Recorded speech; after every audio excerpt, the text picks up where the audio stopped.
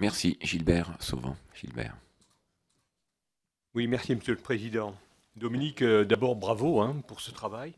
Et d'ailleurs, qui émane d'un agriculteur, je crois que ça donne de la crédibilité aussi au rapport. Oui, franchement, d'ailleurs, tu m'as épaté sur tes connaissances.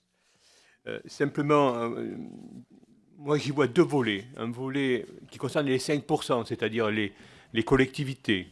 Les collectivités, il faut qu'elles donnent l'exemple. Moi, je l'ai fait dans mon département, au niveau du Conseil général. Zéro phyto il y a 3 ans. Aujourd'hui, plus des trois quarts des communes font zéro phyto. Je crois qu'il faut montrer l'exemple.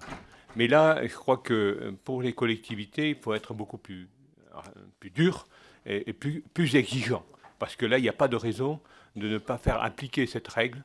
Plus de désherbant au bord des routes, plus de désherbant dans les cimetières, dans les lieux publics. Je crois que c'est quelque chose qu'il faut faire.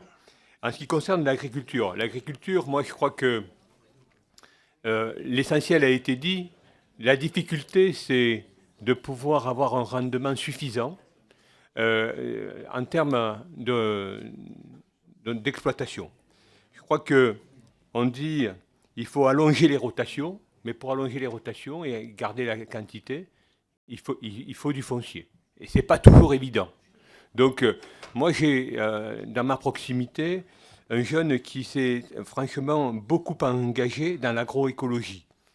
Il a fait des cultures que personne n'aurait imaginées dans ces secteurs, telles que des lentilles ou des choses ou des pois chiches, alors qu'il était plutôt exploitant de produits maraîchers.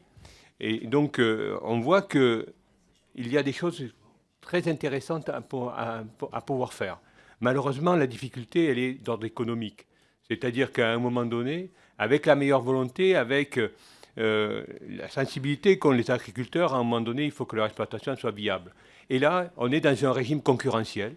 Ce régime concurrentiel, qu'il soit au niveau européen ou plus largement, eh bien, il faut aussi qu'on l'appréhende parce que je crois qu'effectivement, s'ils n'étaient pas en concurrence, je pense que la plupart le feraient.